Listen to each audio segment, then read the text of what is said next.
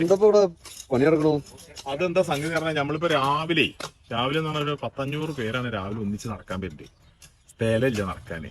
ഒന്നാമത് ഭയങ്കര കൺജസ്റ്റഡ് ആയി. ഇപ്പൊ ഞാനൊക്കെ രാവിലെ 5:10 വന്ന് ഒരു 5:45 ഫുൾ ആളാ. ഓട കഴിയണില്ല. 10 ഉണ്ടാകുമ്പോഴത്തേന് നിർത്തി നമ്മൾ പോവുക.